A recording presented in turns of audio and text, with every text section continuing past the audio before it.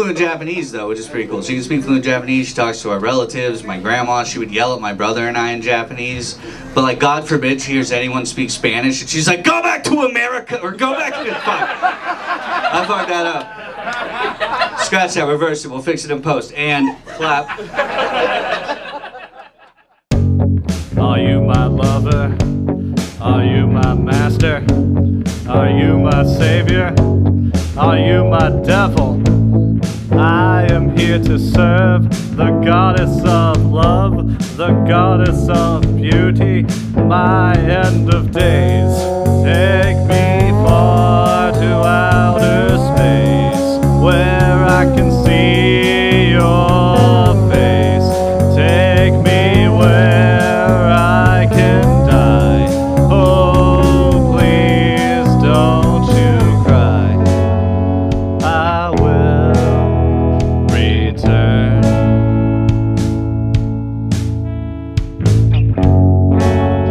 I will return. Let's give it up to Zach's dad, Dr. Don Amon, everyone! Let's go!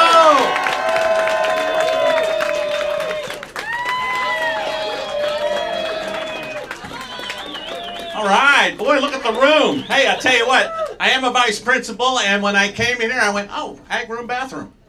Yeah, it's exactly what it smells like. I'm going to tell you a little story. When Zachary was about, 2 or 3, he had a Power Ranger onesie with the footies, pajamas, and the zipper, and he wore it all the time, and the zipper broke. And he used to run around the house singing Tub Thumping. I get knocked down, but I get up again. And then he would run around and fall down. I get up again, I ain't never gonna keep me down. And then his mom and I, we got divorced, and I married the lovely Mallister right here. Yes, I've been married twice. I'm 6 years older than my first wife, 8 years older than my second wife. If there's anybody about 23, 24, I'm always looking for the third Mrs. Amon, so I'll meet you outside. Anyway, so when Zach gets to be about 6, 7, or 8 probably, we had a karaoke. I taught drama in high school at that time, and I got a karaoke machine to take to class. And so one night we're singing. It's getting close to when Zach has to go to bed. And Zachary had a high voice. His voice was real high like this. And he goes, Dad, I just want to sing 2 more songs. I was like, all right, Zach, what do you want to sing? He said, YMCA and I Will Survive.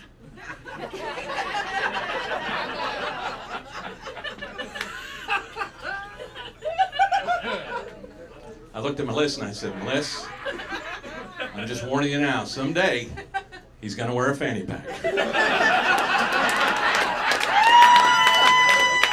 Ladies and gentlemen, boys and girls, children of all ages, Keel's Lounge proudly presents a live video recording. And if you're down with that, I've got 2 words for you. Zach Amon! Thank you, Dad. Keep it going for Don Amon, everybody!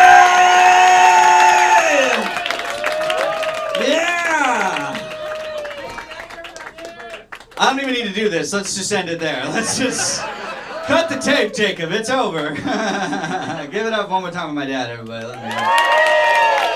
And everybody else you've seen this evening, give it up for yourselves. I'm sorry, standing room only. I didn't realize I was so popular. Thank you. Really appreciate it. And give it up one more time for Keel's Lounge. This is all going to be cut, but I want to get it in. We'll put this in the blooper reel. But no, thank you guys.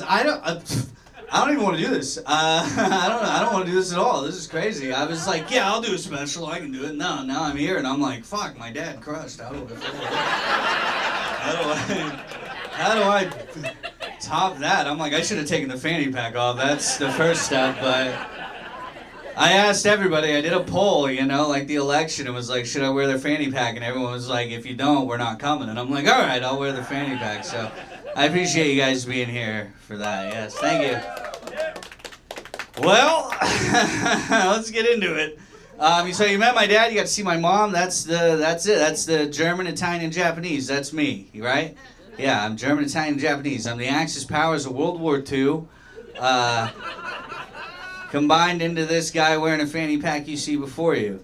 But I grew up in a small town not far from here called Cushing, Oklahoma, and all that translated to was, "Hey, Asian kid!" Like that's, yeah, like that's it. I got picked on constantly, man. Kids would come up to me all the time and be like, "Hey, Zach, how's Hiroshima?" "Oh, it's gone!" And they'd run off into the night, and I'm like, whatever, I was tough. I could stand up for myself, you know. I'd be like, "Hey, guys, how's Pearl Harbor?" I got the shit kicked out of me for that joke, dude. But you gotta stand up for yourself. It was mine, you know. Girls would come up to me all the time and be like, "Zach, teach us kung fu, then do our nails." I'm like, that's not cool. I can't do kung fu.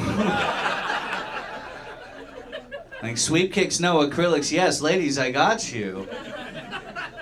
But the thing that bothered me, the thing that I hated the most, was they always said I had squinty eyes.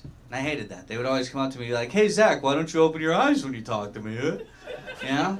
And like I said, I was tough. I could stand up for myself. I'd be like, "Hey, Kyle, you gonna shoot up a school today?" I got beat up a lot for that. Never shot. Kyle liked the joke, thankfully. He had a good sense of humor. But yeah, like my dad said, my mom's here. My mom's Asian. My mom's Japanese, you know. My mom... Sit down. This isn't about you, mother.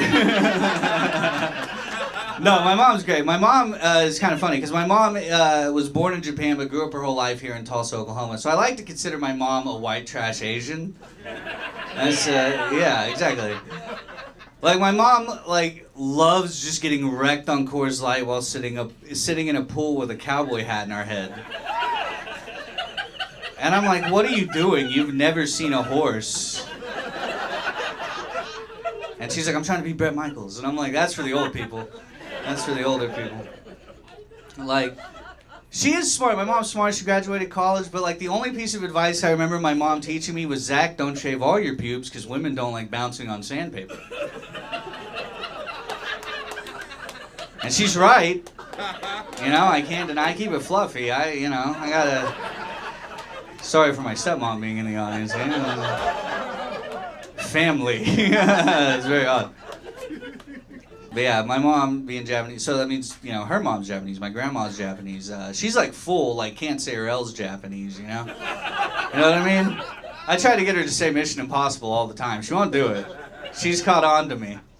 But I just had lunch with her recently because every year, like, my entire life, her thing that she's wanted to teach me was like how to be financially like smart, financially independent, how to prepare for my future with finances. Like every year for my birthday or for Christmas, I would get a card with like a novel inside about how I should use this money to prepare for my future, you know? And I'm like, "Grandma, I'm 9. I don't know who Roth IRA is." I thought that was a singer. You know, like I thought a 401k was a TV. I had no idea. But I've started to do the same thing for her, you know, every year for her birthday or for Christmas, I get her a card with a nursing home pamphlet on the inside. And I'm like, "You need to start preparing for your future, Grandma." Because I didn't heed your financial advice. I'm performing a special at Keel's Lounge. What are you talking about? You think I'm making money? Come on. But yeah, I do make money though. Not from comedy, from having a boring job of bank telling. Yeah, it is a boring job. I do like to tell people I work in finance though. That's fun. When everyone's like, "What do you do?" I'm like, finance, you know. But all that really means is I'm doing a bunch of cocaine in the bathroom. That's all that really means. You know, they call me the Wolf of Memorial Street. Believe it or not. I will say, if you've never done cocaine or you stopped doing cocaine, get back on that wagon, everybody. It's the best. It's the best drug. It is, hands down, best drug. I've tried a lot, parents. I've tried a lot. Cocaine's the best drug. I firmly believe that if cocaine became legal, coffee would go out of business. All of coffee would be done. Like Starbucks would have to become Starbumps. Like scooters would have to become snooters. 7 Brews would become 8 Balls, you know? You just walk in and be like, "Let me get that flat white," and just rip it down. Gives a whole new meaning to Colombian.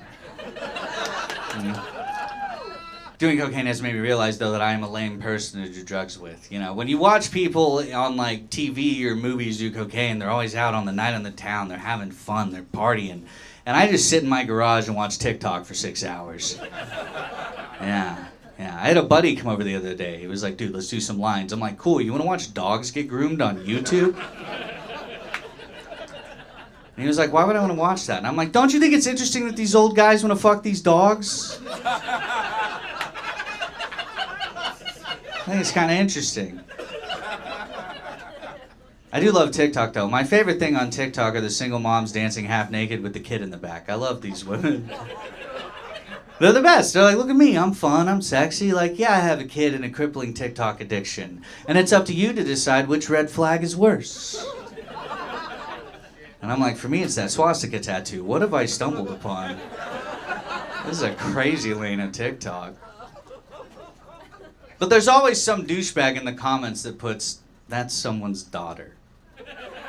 Every time. Go look. You'll see it every time. That's someone's daughter, you know? And that phrase only ever applies to, like, stuff like that, like sex work, dancing half naked in front of your kid. Like, you don't see a woman win a Nobel Peace Prize and someone in the back, like, that's someone's daughter.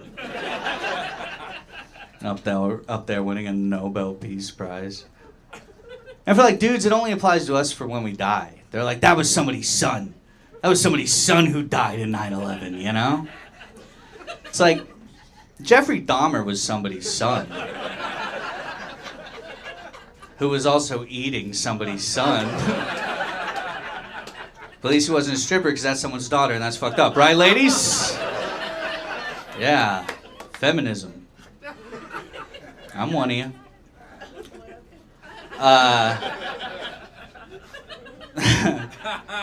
What was I talking about? Jobs. Boring jobs. Jobs boring. But every once in a while, something cool will happen. Like, this guy came in the other day to cash a check, no big deal. He's on his phone, I'm doing my thing. All of a sudden, porn starts playing on his phone. Loud. Like, full volume pornography. And he freaked out. He was like, oh my God! And he shut it off and he looked at me and he was like, memes, right? I was like, yeah, dude, memes. Just be honest, we all knew it was porn. I knew the exact video he was watching. It's one where the stepmom gets stuck in the stairs. I highly recommend it. It's good. It's good. Sound quality's good, lighting's good. I had a hard time believing she was a stepmom, but it's Hollywood, you know? What are you gonna do? I've done that joke a few times in front of my stepmom now, and the tension between us is awkward, I have to say. Every time I go home, I'm like, hey, stay away from the sink, the steps, the washing machine. According to the internet, I can't control myself, apparently, so I gotta be careful.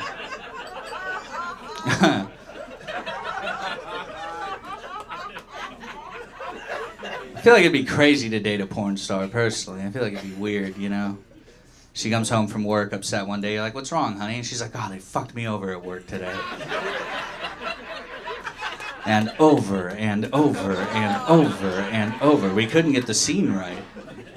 So you feel bad. You're like, I'll make you your favorite dinner. She's like, I appreciate that, but we did a group scene. I'm full.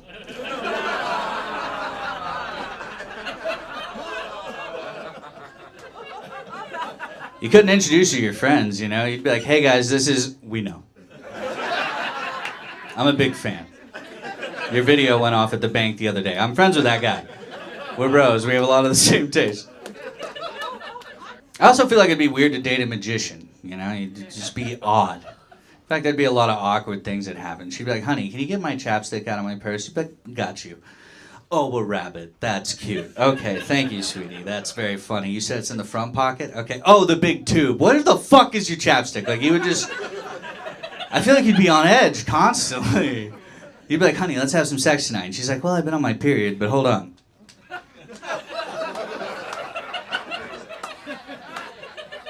You're like, never mind. I'm just gonna go to bed. I feel like the fights would be ridiculous. You'd be like, oh, you can swallow the sword, but you can't suck my cock? Okay, Karen, that's great. That's cool. You said the rabbit's in the purse? Okay. I wanted to talk about my job, and I've just been going off on these tangents. But here's another thing about my job that I love is that people will bring their dogs to my work. And sometimes seeing the dog is better than the person. You know? Anybody here like dogs? Yeah, you like dogs? Yeah? Yeah, dogs rule. What's fun for me, though, is we have these little, like, milk bones for these dogs. And I like to look these people in the face and be like, does your dog want a bone?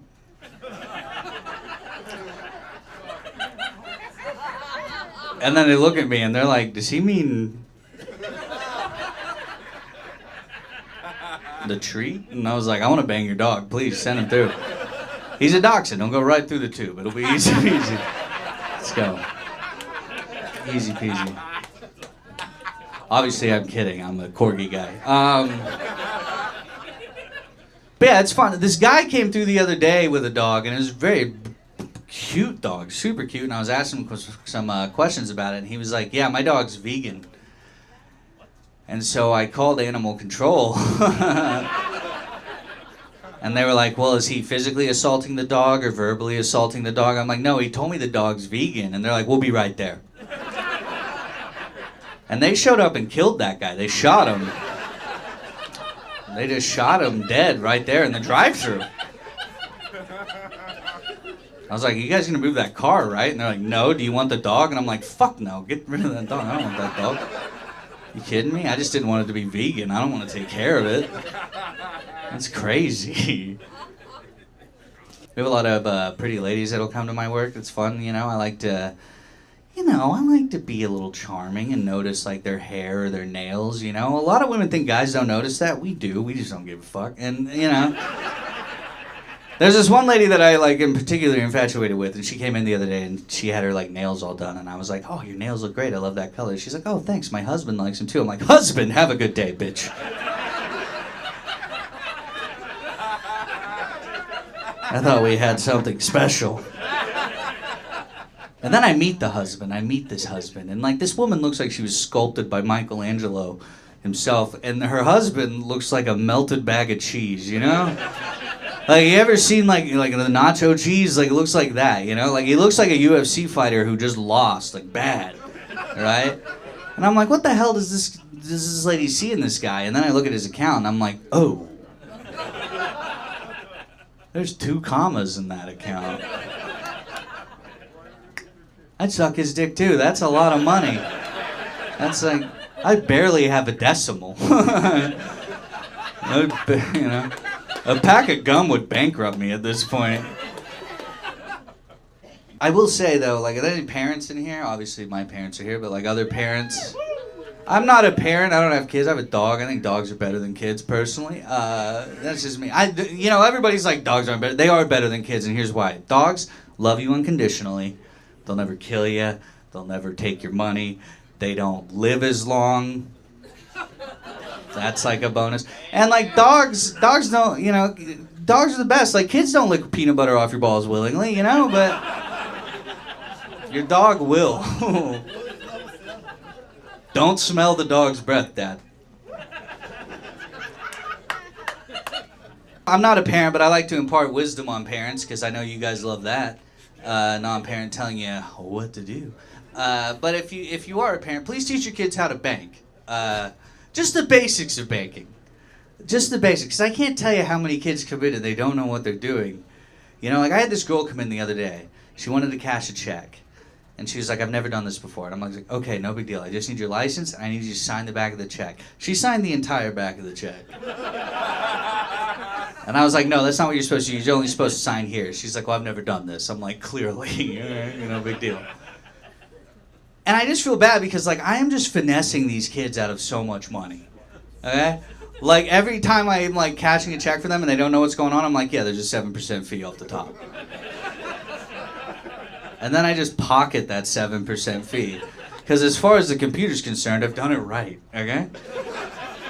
And that's called embezzling, ladies and gentlemen.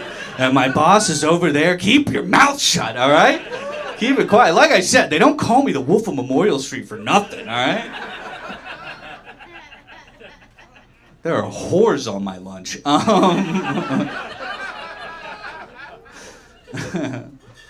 I went down a YouTube rabbit hole the other day of watching footage of industrial shredders. You guys know what those are? Those big metal teeth that you can just throw it like a car engine, refrigerator and mulches it. I can't be the only person who watches those videos and thinks, put a person in there. You know?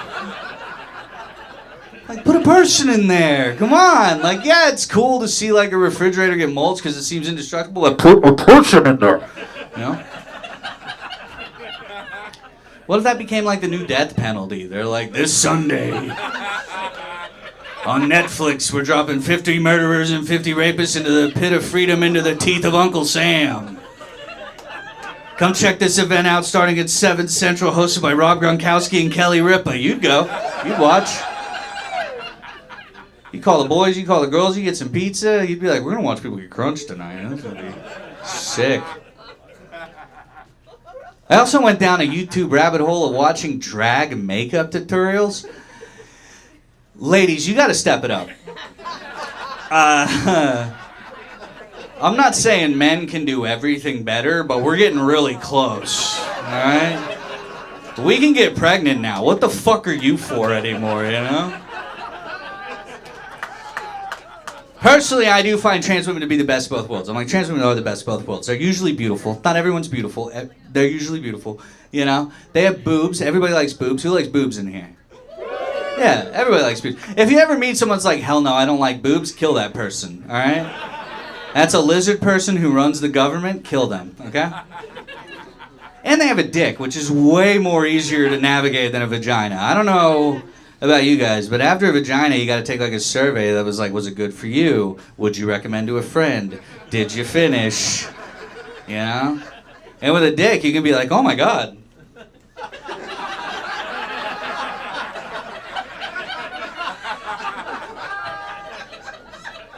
You did finish. Holy cow, that's a lot. It's a lot. I do find coming on a person's face disrespectful. I want to make that very clear. I do find it disrespectful. Every time I see it in a video, I'm like, oh, it's in her hair or eyes, or that looks terrible. But at the same time, if a girl asked me to come in her face, I wouldn't hesitate. I wouldn't even question. I'd be like, yes, ma'am. Boom, you know, just be like putting a cork off a champagne bottle. You ever kink a hose and then let it, that's what it would, yeah. It'd be like you just won a Nickelodeon Kids' Choice Award. You'd be like, and the winner is, whoa, oh! Just a thick green slime. Are you still having fun, my stepmom? Are you still having a good time? I'm trying to look above everyone's heads right now. I'm just staring at the NASCAR happening on the TV back here. I don't know if you guys get secondhand embarrassed, but let me tell you. She's all the hands. Vishnu wouldn't have enough. Thank you to my religious folks.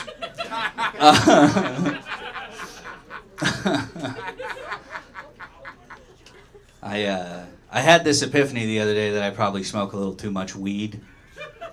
Yeah, boo, for sure. And I realize this because anytime I get any amount of cash, I know exactly how much weed I can buy with said cash. I was telling my dad the other day with some yard work, and he paid me $50. And I was like, sweet, that's a quarter. And he was like, that's $50. And I was like, you don't get it. I'll talk to you later. Have fun at church, Dad. I'll see you. Like, I paid for a comedy gig the other day, and I was like, sweet, I can get like 2 pre-rolls. That's awesome, you know? People who laugh hard at that understand that pre-rolls, not expensive. You can get them for a penny in some places, so comedy pays well. I'll be able to get at least a half of one after this. I saw my landlord the other day, and they were like, do you have rent? And I was like, rent? You mean 2 ounces, 6 edibles, 12 dabs, and 14 joints?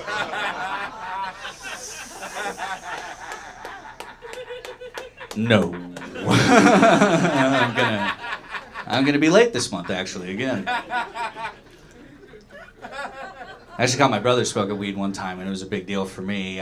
He freaked out. He was like, oh my God, please don't be mad at me. Please don't be mad. Please don't tell Mom and Dad. I don't want them to be mad. Please I just don't want anybody to be mad at me. And I was like, dude, I don't care. Why is this a big deal? Why would anybody be mad? It's just weed. And he's like, I know, but it's your weed. And so I told my parents, and I got his PS5 and my weed. I've had a pretty good, couple months here. This is obviously, my brother's in the military now, so this is before he went to the military. So yeah, military, right? Yeah? No? Okay. It's kind of funny. My grandpa was in Vietnam. You guys remember Vietnam at all? You remember that one? The movie that had all those the war that had all those cool movies made after it? My grandpa, when my brother decided to go to the military, he started opening up more about his experience in the military. And he was telling us a story one time about this guy who stole a bunch of shit from people in their basic training. And he was like, and when we found out about it, we silenced him. And I was like, oh shit. I'm like, you killed that guy for stealing all your stuff? And he was like, no, we just ignored him for 6 months. We just didn't talk to him. I was like, wait a minute, you gave him the silent treatment? He's like, yeah, basically. And I was like, what kind of petty passive-aggressive shit is that? I was like, I thought they maybe beat the shit out of him with a pillowcase full of soap like that movie.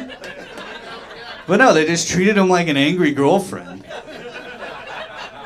I'm like, is that what my tax dollars are going to? And they're like, well, we would help Israel, but come on. I have a buddy. Do you guys have anybody, a friend that's just your exhausting buddy? Just an exhausting person to hang out with? Yeah, some of you are pointing at the person now. Yeah, I get that. I have a friend who gets mad at unrealistic things in movies. Right? All movies are unrealistic. It makes no sense. And the other day we were watching a movie and it was a period piece. It was an ancient civilization film set way in the past. And there's a scene where the characters walked into a restaurant and it completely took him out of the movie. He was like, what the fuck? Why would that be there? The concept of a restaurant wouldn't even have existed to this civilization. That is stupid. And I was like, dude, it's the Emperor's New Groove. I'm like, you're mad that they're in a restaurant, but not the fact that he's a talking llama? Or the fact that Disney made David Spade likable? Where are your priorities, dog? But yeah, he does this to me all the time. The other day I was hanging out with him and he just got a new car. He made me realize we measure things weird in this country. He was showing me this car and he was like, dude, look at all this trunk space. You can fit 6 bodies in here. I'm like, that's a weird way to measure trunk space. I'm like, if you just said 2 bodies in a duffel bag with a head, I'd have believed you. But 6, it's a Honda. No way. It's not happening. But I've started to notice this more. I was at an amusement park not too long ago, and I was waiting in line, and they always have facts about the roller coaster, and one of the facts was this roller coaster is as tall as 13 Statues of Liberty. And I was like, wow, how tall is the Statue of Liberty? They're about 26 buses. I'm like, what the fuck are these measurements? This makes no sense. But I've started applying it to my life now. The other day I was helping my stepdad with a project and he was like, I can't find my measuring tape. How long do you think this bit of wood is? I was like, I don't know, maybe 12 cats. And he was like, go inside. You're not helping me.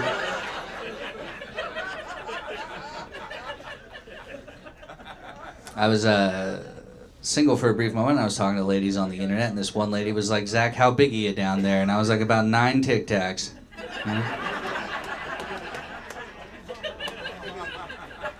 Would it help if they're orange? At least they're not multicolored, right, Steven? Hey, shout out to Steven, the camera guy here. He's got a multicolored Tic Tac penis. Okay. I'm kidding. Ladies, I hear it's 12 inches. Okay. Stupid. This same friend, though, the most annoying thing for me is he likes to go antiquing. He likes to go buy a bunch of old garbage shit at antique stores, because that's what they are. And the other day he called me and I was like, what's up, dude? He's like, bro, guess what I'm calling you on? I'm like, what? He's like, a rotary phone. And I was like, cool, dude, awesome. And he's like, yeah, check this out. Click, and he hung up. And it was loud. And I was offended. I was really offended. So I went and bought a musket and shot him. Isn't that cool? You can just do that on a Tuesday in America? I'm just kidding. I didn't buy a musket, everybody. I silenced him. That's for sure. I haven't talked to him for 3 months. It's been a good 3 months. I guess since we're in Tulsa, I'll do a little local joke for the local people. You guys ever heard of 103.3 The Eagle, Tulsa's only classic rock station? I'm about to start some beef. You guys ever heard 103.3 The Eagle, Tulsa's only classic rock station? I like this station. They play classic rock, you know, Green Day and Nirvana and all that stuff. And every once in a while, they'll do this thing on there where they'll play rock blocks. And they'll pick a band and they'll play 3 songs in a row by said band. And the other day I was listening to them. And they were like, we got a Beatles rock block coming up. And I was like, oh, sweet, I like the Beatles. Anybody like the Beatles in here? Yeah? Yeah? You probably saw them live.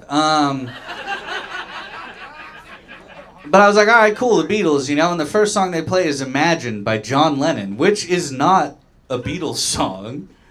He is a Beatle. Sorry. Was a Beatle. John Lennon was a Beatle. He died. Spoiler alert, John Lennon shot. A lot of people say it was an assassination. I think it was Courtney Love. Okay. But I was like, whatever, I'll let it slide. No big deal. The next song they play is Live and Let Die by Wings. Yeah, again, not a Beatles song. Okay? That is a Beatle who is alive. Paul McCartney, still alive. For how much longer, we don't know. He is an alien, after all.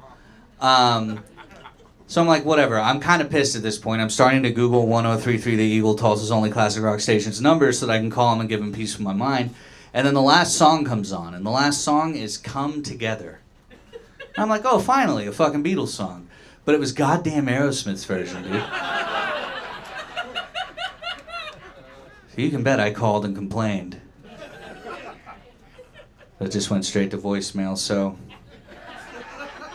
who knows if they heard it. I'm a millennial. Any millennials in here? Yeah, a few. One thing about millennials I've noticed is we are not scared of death at all. Millennials are not scared of death. Have you ever tried to cross the road with one of us? Our entire lives we've been taught, hey, look both ways. Now we're like, no. I'm like, hit me. You know, like the end of the world could happen and millennials would be like, well, will it be done before rent is due? I have a lot of friends who talk about the apocalypse. I have a lot of friends that are obsessed with the apocalypse. I have friends that have go bags for the apocalypse. You know what a go bag is? Where you just, it's like the stuff you just like, in case something goes down, you're ready to go. That's what it is. They're like, Zach, what do you have in your go bag? I'm like, my go bag of the apocalypse would have a gun with 1 bullet in it. And that would be my dinner, okay? Because, like, they always talk about the zombie apocalypse. I'm like, I don't want to live through the zombie apocalypse because, like, I'm kind of a picky eater, dude. Like, I'm not eating canned anything, okay? Like, not at all. Like, I would rather get bit by a zombie and then eat you, because then at least I get some meat in my system. 'Cause I'll be goddamned if I'm gonna be vegan, dude. Like, I killed a dog about that earlier. I'm not about to do it myself. But yeah, we are not perplexed by death, millennials, and I know this by Instagram reels. I found this Instagram page the other day of people dying in car wrecks. Not funny. Don't know why I giggled. But I sent it to a friend, and he was like, why did you send this to me? And I was like, well, because I'm a firm believer that nobody suffers alone, right?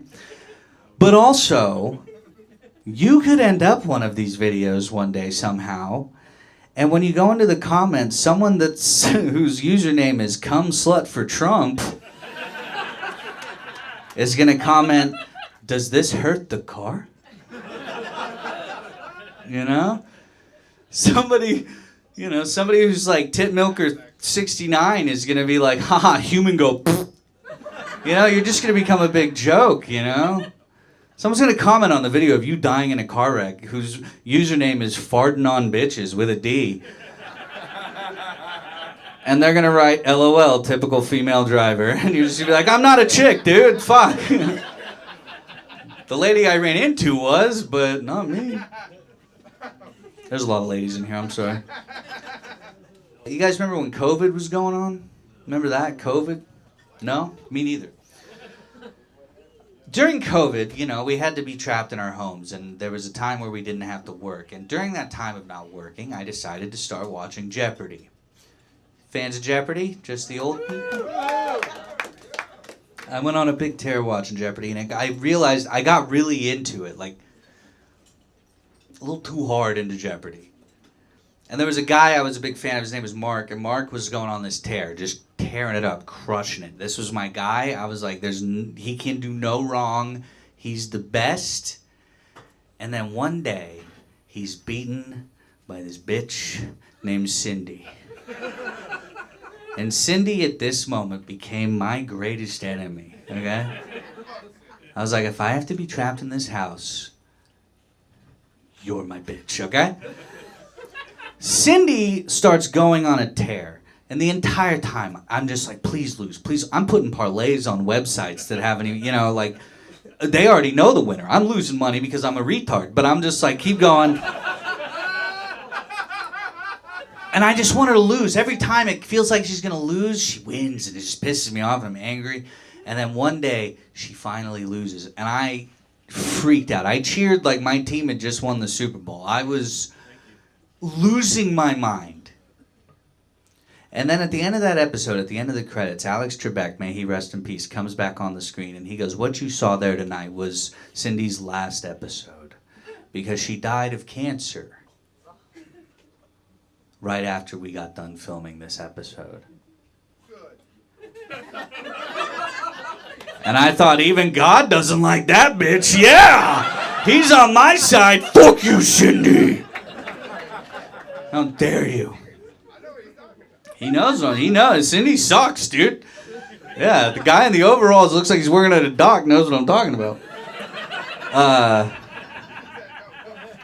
You look like every guy I've seen on The Wire so far. Started watching that. I'm a little behind. 22 years behind on The Wire, but, it's good.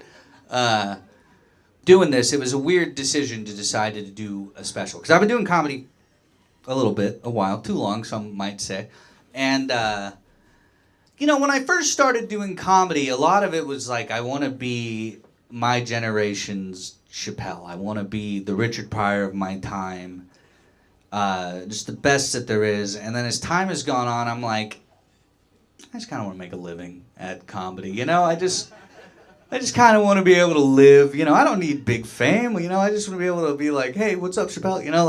Very, like, just become boys with Chappelle now at this point. I don't want to be the Chappelle. And now I've hit a point in comedy where, like, I just want to be, like, happy that people see me there. I kind of want to be like the McRib of comedy. That's what I want to be, Like, I show up for a little bit, everyone's excited, I go away for a little bit, and everybody's like, boy, I miss it. And then when I come back, there's a bunch of people that are like, oh, yeah, and then there's a bunch of people that are like, that guy sucks. And they're like, yeah, he sucks, but, like, it's, I like it personally. And then it's like, that's what I want to be, that is what my comedy goal has become, is to be the McRib. Like, I just want to be good enough at comedy that, like, I eventually get to meet Dua Lipa, I just want to meet Dua Lipa and then figure out how to be her cigarette, That's all I want to be, Just her cigarette, just around always, constantly in her mouth, and killing her slowly. That's what I want to be. Comedy-wise. But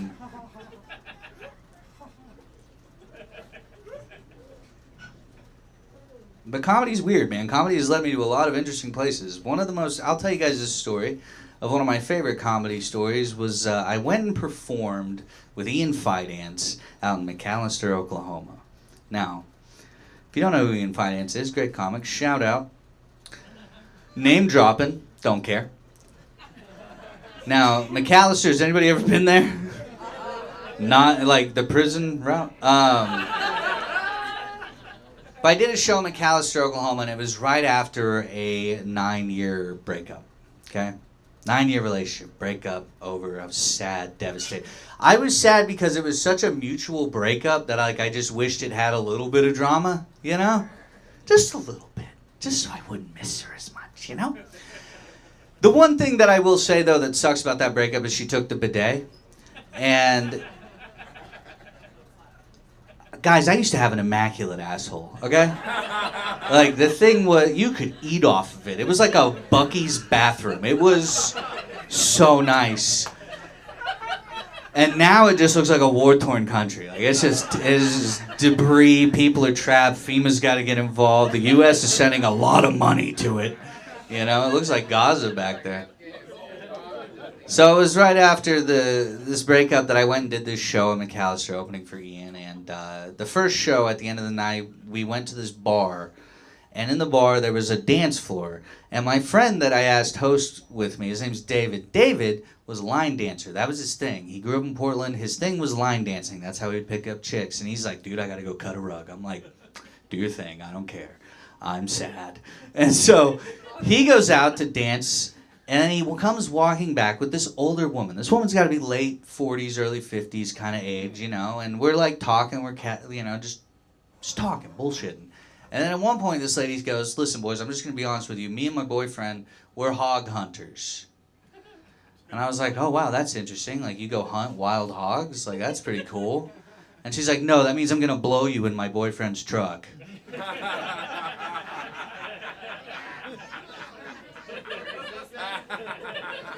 And my buddy David, he's married. He goes, well, I'm married, but Zach just got out of a 9-year relationship. And I was like, what's your name again? And so I went with the lady. I went with the lady because in my head, I remember looking at David and going, look, if I'm not back in 10 minutes, come get me. If you see your boyfriend come walking out the door, come get me. Because in my head, I'm like, I'm either going to get head or I'm going to lose my head. And at the time, either or was a win-win situation. So I go out with this lady into the parking lot. We have a nice time. We're not going to get any... We have a nice time, okay? She's very nice. And we walk in. David always says when I walked back in, I had the biggest smile on my face. I was like, dude, I don't know about that. I was terrified that any of it happened at all. And so I go back up. We high five. She walks up to her boyfriend, and she makes out with him. Kind of weird. And then she's like, we're going to go to another bar because we're going to go pick up a chick and tag team her. And I was like, you are what God was about. And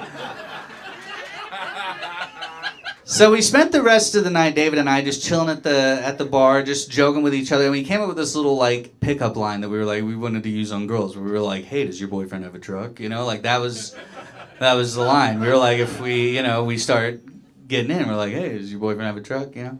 And we laugh about this all night and we keep drinking. And then eventually we're like, all right, we got to go to the hotel. So we go to the hotel. And when we show up to the hotel, it's late. It's like midnight. There's no one at the front desk. And so my friend David and I were just standing there. There's nobody at the front desk. We wait like 3 minutes. Nobody shows up. And so we're like, hello? Is anybody there? And then this lady ends up coming walking around the corner. And she's like, oh, hey, boys, how you doing? We're like, oh, we're good. We're checking in. We're the comics. She's like, oh, yeah, you're on the second floor. So what you're going to want to do is go around that corner to the...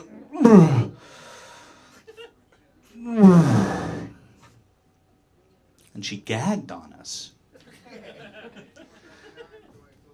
Which is weird. And we were like, all right, well, okay. And she's like, sorry about that, guys. So anyway, the second floor, you just take the elevator up to 2. By the way, we have breakfast.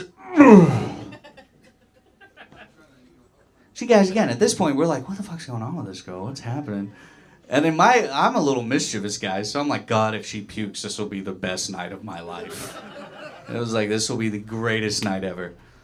And she's like, I'm so sorry, boys. I don't know what's going on. She's like, anyway, breakfast is from 6 to 10. It's just over here around the...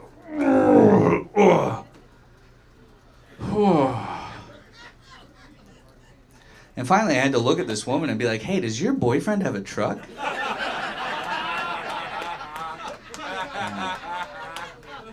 He had a Sonata, still worked. Nice lady. I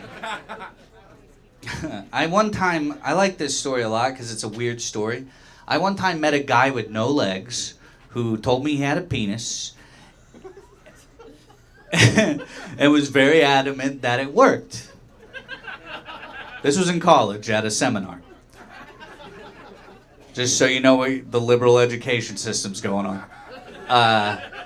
But he said something interesting. He was like, if you ever have a chance to have, sex with an amputee or, someone of that nature, give it a chance. You never know what you're missing, And at the time, I thought that was crazy, but then I thought about it more, and I was like, a perfect woman is one who won't run away during times of hardship.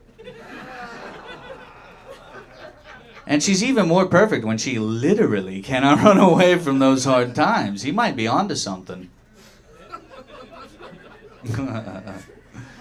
All right, not about the equal-bodied people here. All right, that's all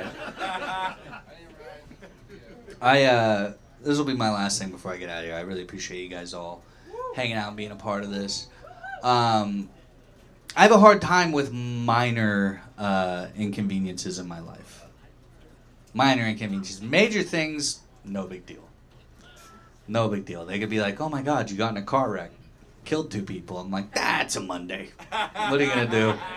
You know, can't. They suck, you know. The other day I was making a sandwich and I didn't have any mayonnaise. Next thing I know, I'm hanging myself in the garage. And I'm like, dude, this isn't the way to handle this issue. Maybe you should just, go to Walmart and buy some mayonnaise. And then the thought of going to Walmart made me put a gun in my mouth. And I was like, again, Zach, dude, not a good way to handle that. Why don't you just, go outside, smoke a joint, think about it for a second. And the next thing I know, I'm standing over an industrial shredder. And I'm like, push me in, Gronk. Guys, that's my time. Thank you very much. Real quick, Spencer. Give it up for all the comics you saw this evening. Spencer Mills, Chrissy Isles, Isaiah Blue, Brian Bizjack. Give it up for the crew. Give it up for the bartenders, Reyna and B. B, bring that shot up here. I had this plan. I'm bringing B up. Give it up for B, everybody. She's one of the bartenders of Reyna as well. I told B, because B is our bartender here on Tuesdays when we do our open mic, and I said I want to close this show out by doing a shot with B. Cheers to you. Cheers to you guys. Thank you so much. This means a lot. This means the world. It'll be out on YouTube at some point. We'll get it out, but I really appreciate you all being here with me. And thank God it's over. Thank you.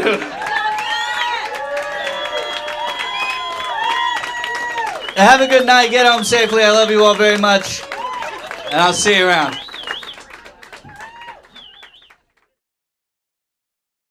Hey, I only have time for a couple of questions before I have to go. What do we got? Anybody? Anybody have any questions they'd like me to answer? I'm an old man. I've been around a long time. By the way, Zach's mom's here. That's Mona. She actually produced Zach. I really had nothing to do with it. It was her and the guy that lived upstairs. His name was George.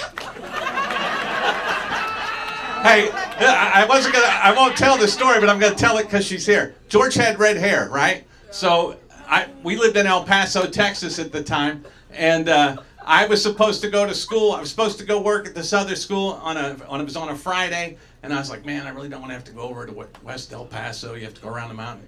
I said, man, if you're gonna have Zach, have him tonight. So like at 3:30 in the morning, she goes, hey, I think my water broke. And I go, why do you think your water broke? Smash. She put my hand in. I went, let's go. And it just so happened that night that in El Paso, the Chevron refinery had a big explosion, and there were people all over in all the hospitals with blood and glass. And she's, huge, and she's trying to have a baby. And I'm like, hey, my wife she just needs to have a baby. We don't need to be in all this carnage. Can we get to where the babies are born? And so they finally get her upstairs, and it's 4 in the morning, and the nurse comes in, and I knew nothing about birth, about vaginas, nothing. Okay, and put me in, Coach Isaiah. Yeah, and so anyway, the lady, she comes in and she does something, and she goes, oh, she's not ready to have this baby. She's only dilated, da-da-da-da. And I was like, what? What's that mean? Oh, she has to be to a 10. And I'm like, well, where is she? Like, oh, she's at like 1.5. She knew that. Talk about measuring a pipe. She knew that, like by her finger. And as the day went on, because we were in there at 3, Zach wasn't born until probably 5 or 6 at night. It was late in the night. More people. There was a guy at one point in time just said Harry. HVAC. He's in there going, she's about an 8. She's about an 8. Anyway, we get down.